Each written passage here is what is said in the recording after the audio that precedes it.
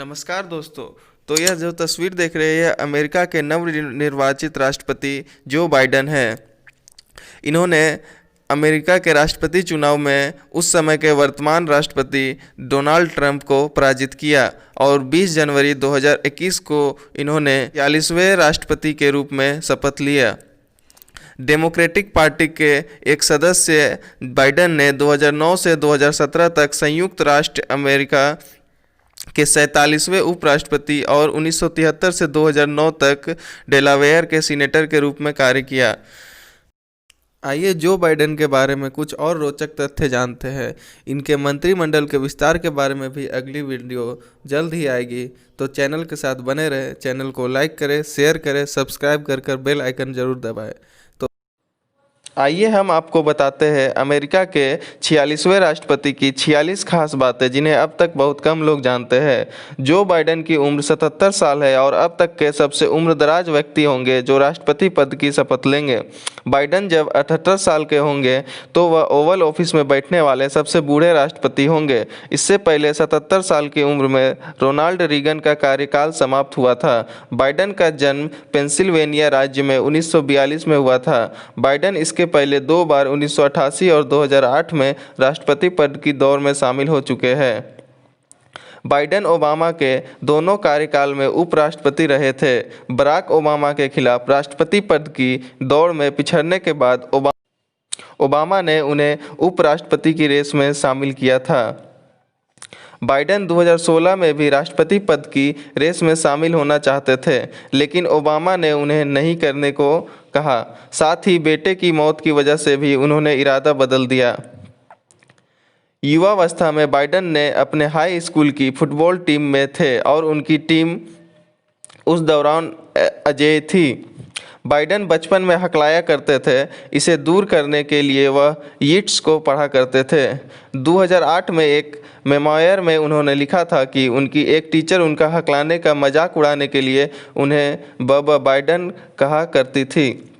उनकी मां ने उस टीचर की क्लास ली थी। जो बाइडन को कुत्ते को पालने का शौक है। उन्हें जर्मन शेफर्ड रखना सबसे ज़्यादा पसंद है। बाइडन के पास डेलावेयर में 2 कुत्ते थे जिनका नाम चैंप और मेजर है। दोनों अब बाइडन के साथ ही व्हाइट हाउस में रहेंगे। दोनों जर्मन शेफर्ड है। बाइडन उपराष्ट्रपति बनने के पहले 3 दशक तक डेलावेयर राज्य में अमेरिकी सीनेट के सदस्य रहे हैं। बाइडन 29 साल की उम्र में पहली बार 1972 में सीनेट के लिए चुने गए थे। वह अमेरिकन सीनेट के लिए चुने जाने वाले 5वें सबसे युवा सीनेटर हैं। जो बाइडन की 2 शादियां हो चुकी है। अपनी पहली पत्नी नाइलिया से बहमास में जूनियर कॉलेज के दौरान एक ट्रिप पर मिले थे। दोनों ने 1966 में शादी की थी। उनकी पहली पत्नी नाइलिया की 1972 में एक सड़क हादसे में मौत हो चुकी है। इस हादसे में बाइडन की एक 1.5 साल की बेटी की भी मौत हुई थी। साथ ही उनके बेटे ब्यू और हंटर को भी चोटें आई थी। जो बाइडन ने इस हादसे के बाद अस्पताल में बेटे के सामने सीनेट के सदस्य के लिए शपथ ली थी। पहले उनको अनुमति नहीं मिली थी, जिसके बाद बाइडन ने सीनेटर बनने से ही इनकार कर दिया था। बाद में कांग्रेस ने प्रस्ताव पारित कर उन्हें अस्पताल से ही शपथ लेने की अनुमति दी। बाइडन ने जिल जैकब से 1977 में शादी की थी और तब से दोनों साथ हैं। बाइडन और जिल की मुलाकात एक ब्लाइंड डेट के दौरान हुई थी, जो बाइडन के भाई ने ही अरेंज की थी। बाइडन 4 भाई बहनों में से सबसे बड़े हैं। वह अमेरिका के इतिहास में कैथोलिक चर्च को मानने वाले दूसरे राष्ट्रपति हैं। पहले जॉन एफ कैनेडी थे जिनकी कार्यकाल में ही हत्या कर दी गई थी। बाइडन को आइसक्रीम पसंद है और उनकी पसंदीदा फ्लेवर चॉकलेट चिप है। बाइडन शराब नहीं पीते। 2016 में बाइडन ने कहा था कि वे शराब नहीं पीते, सिगरेट नहीं पीते, लेकिन ढेर सारी आइसक्रीम खाते हैं। बाइडन को उनकी शादी में पिता ने कार गिफ्ट की थी, जो आज भी बाइडन के पास है और अब भी वह उसे चलाते हैं। कार का इंजन उनके बेटे ने क्रिसमस गिफ्ट के तौर पर फिर से नया करवा दिया था।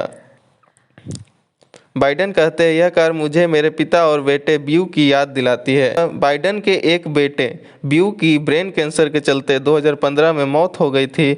उसके नाम पर डेलावेयर के नेशनल गार्ड सेंटर का नामकरण किया गया है। बाइडेन को फिल्म देखना पसंद है। उनकी पसंदीदा फिल्म चैरियट्स ऑफ फायर है। जो बाइडेन ने वियतनाम युद्ध में हिस्सा लेने के लिए आवेदन किया था, लेकिन अस्थमा की वजह से वह टेस्ट में फेल हो गए थे।